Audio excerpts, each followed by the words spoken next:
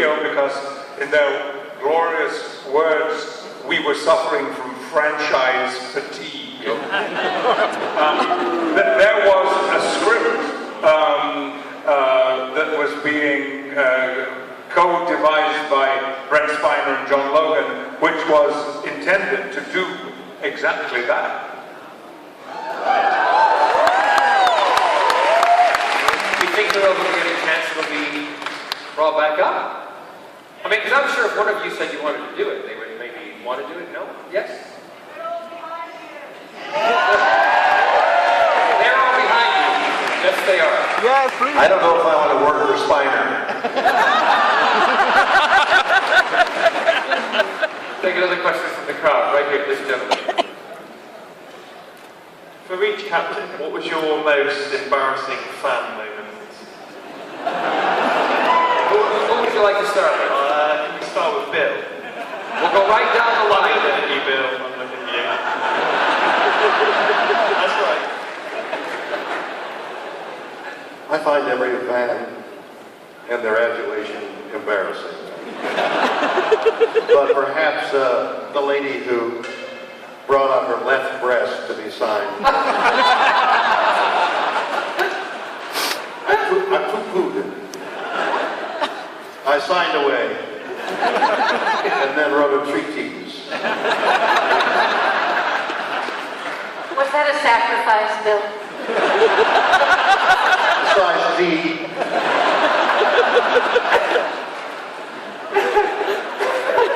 Was that before or after you signed the stuntman's left cheek? You know too much about anatomy, Scott. Oh, Patrick. Yeah, it was at an event like this, and a boy stood up and said, I have 2 questions, and he asked the first question. It was a straightforward Star Trek question. And then I said, and you had something else to ask? And he said, well, it's not really a question, it's a request. Would you please marry my mother?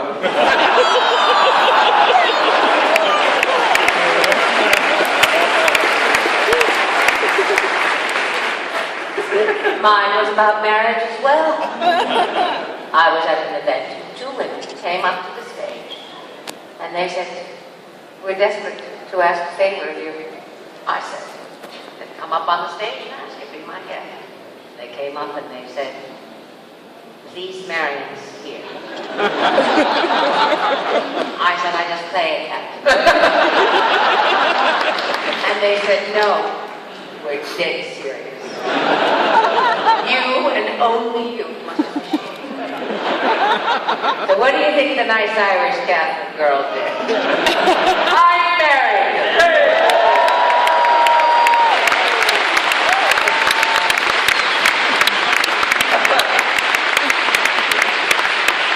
Hey, Rick.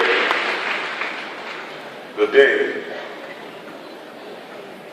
that these men on the crew were so relieved that I didn't have a disease in the back of my head. You see, this wonderful man who was doing the hair, and I had hair in the beginning, decided that he knew exactly what to do. And he's very famous in the industry and having done very famous people. And they believed him. And so did I. Until one day, he was cutting my hair. And then I felt this rapid patting. I said, I know what this is. I finally said, let me see a mirror, please. So the back of my head looked like, what is the most famous golf course in the UK?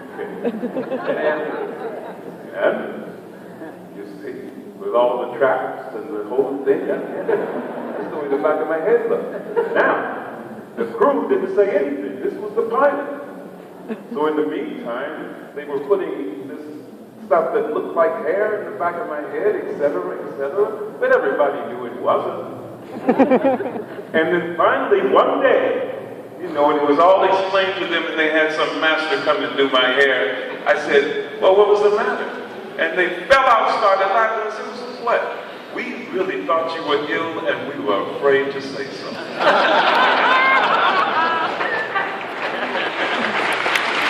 Scott? I don't have anything.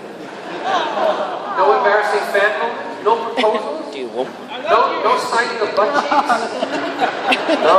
Really? Well, I never get fun stuff like that. let me change that.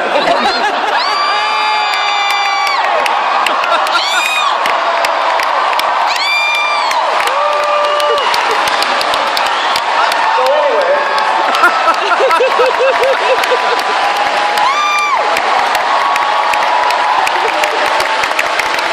did you see how willingly he flung his rear end at this?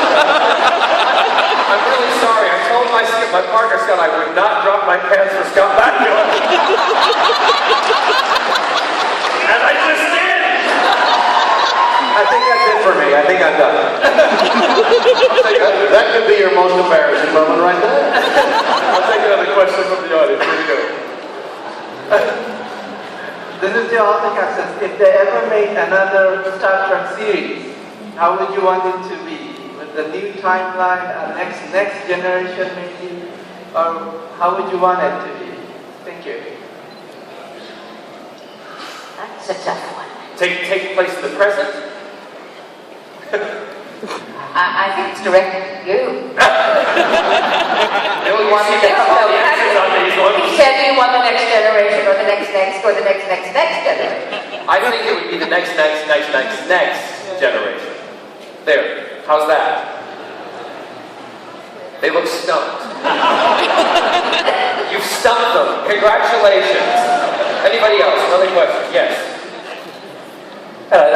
If you could add anything to your captain's chairs, what would it be?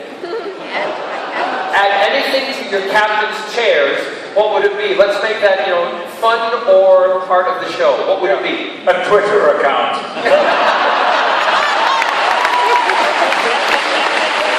I was going to say a toilet. But with that, I beat you to it. Me three! Warp speed. Next question. This young lady. Hello. Okay, first of all, William Shatner is the most sexiest captain that walked on the Enterprise.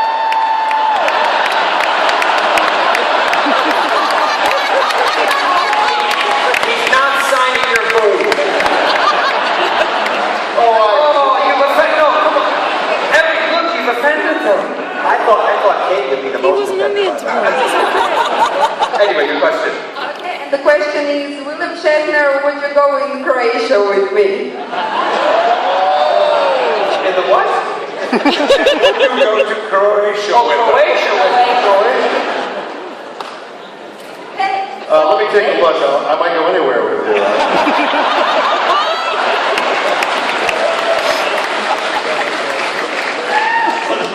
Another question, right? But at the moment I'm needed on stage. Another question.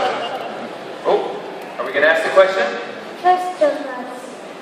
So, Is space big? is space, it's a little boy, and he's asking, is space big?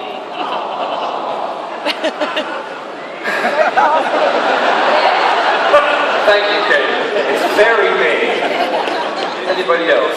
This gentleman here. Hey, this is a question for Patrick. How scared are you following on from Captain Kirk? Patrick? He wasn't listening, were you?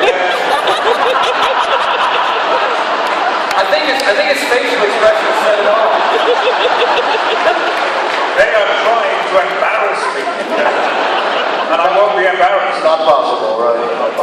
I'll tell you, I was asked at our first media event, so how does it feel to be filling Bill Shatner's shoes? And I said, the last time I saw them, they were being filled by Bill Shatner very adamantly.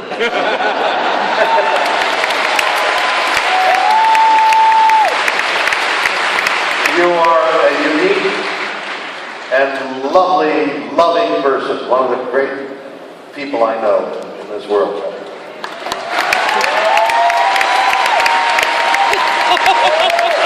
have another question over here. Hello, everyone. Good to see you. Over this side. Go ahead. Good to see you all looking really well. I've got a question. What is your favourite piece of science fiction, whether it be TV, movie, or book? Apart from Star Trek. Including Star Trek. Okay. What's your favorite piece of science fiction? Aliens.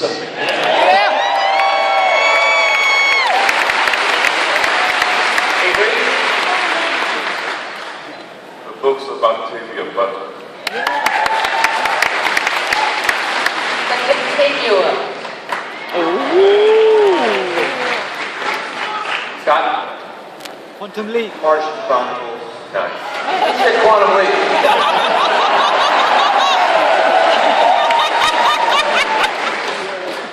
And Bill? I can't remember the name of the blue people in the going. Avatar. Avatar is a milestone. Question back here. If you weren't an actor, what would you have liked to be? I wanted to be a doctor.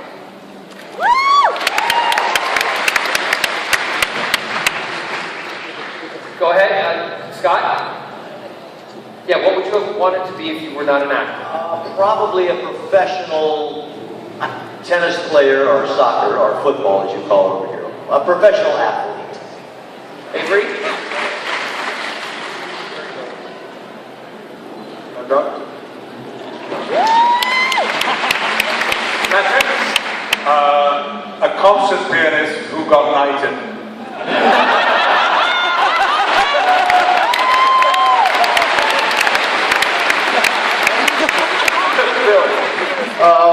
I would like to be Croatian, actually.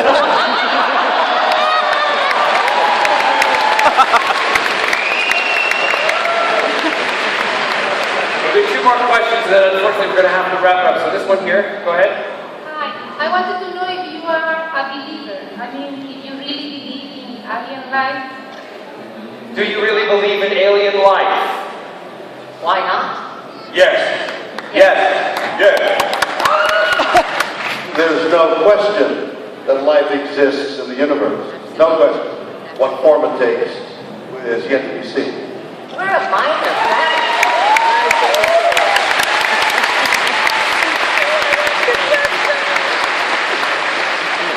Another question right back here. Is there any part on the Enterprise that you would want to have in your own household? Any part of the Enterprise you would want to have in your household, or It's so easy, the holodeck.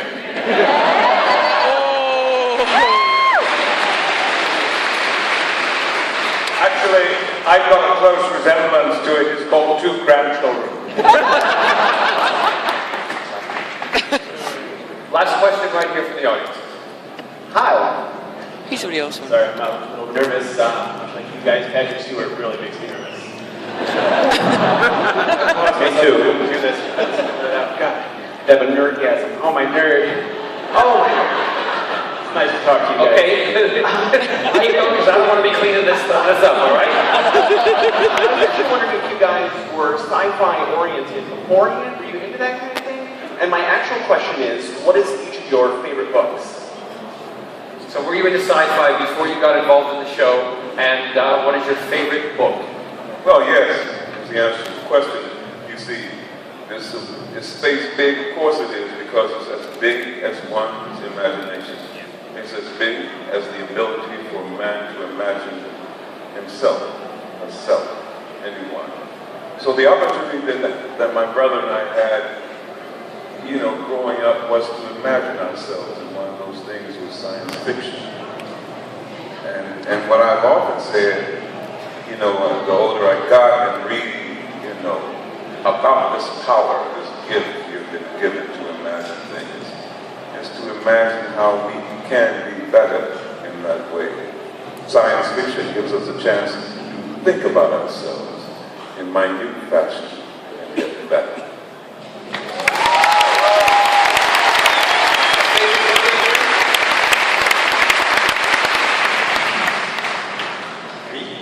Patrick, go ahead. Yes. Well, I forgot about the first question, but I remember the second part of the question. Lovely. Last year, at the end of last year, I read a book called The Warmth of Other Suns, which is about the Great Migration from the southern states of America to the north, and in some ways to the west as well. And it is a phenomenal piece of not only American history, but racial history too, and beautifully written. Scott, were you a fan of sci-fi and also then the favorite book? I think you would have to say that I was a fan of sci-fi before I did Enterprise. Yes. So, that's easy. That part of the question's easy. Favorite book? They're racing through my head. I was thinking about Brave New World yesterday. I was thinking about, let's just say Brave New World. Okay. Of Mice and Men. To be honest, I didn't come from a science fiction oriented family, although I came from a family of voracious readers. I hold with what Avery said. I thought that was eloquently and beautifully put. I wish I had been, I wish I had known more about science fiction.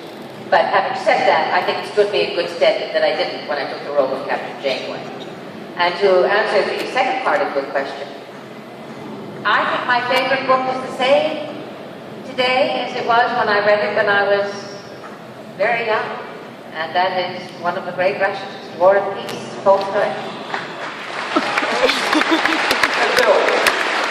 I recently read a book called Ubiquity, and it traces the ubiquity, the unity that all beings, even inanimate matter, but certainly plants and life forms, have in common. We all have so much in common, but the very differences are minuscule. And that identity, not only among people, but among animals and plants and the whole of the world, should give us reason to ponder it and try to live up to it. Well, can I just say, I didn't answer the second part of the question. I was thinking about it too. I would have to say, in this moment, A Choice of Weapons, written by Gordon Parks. You know, great photographer, yes, film director, writer, all those things. You know, and in essence, what it says is the most powerful tool that we have is the mind. And the most powerful way to deliver that tool is through love. So that we have a choice of how we want to go in the world. That's it. Can I just say on behalf of everybody here, thank you all very, very much. It's been a pleasure for me to talk to all of you because I've been a fan of Star Trek for a very, very long time. And sci-fi is a huge part of my life and my world. I say thank you on behalf of everybody. Ladies and gentlemen, give it up for your five.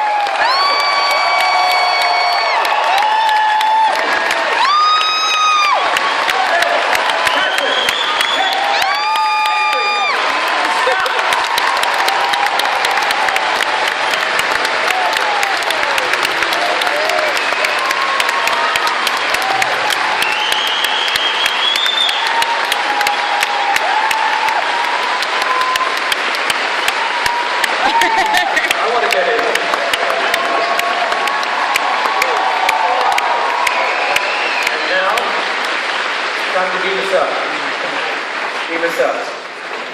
In memory of Scott.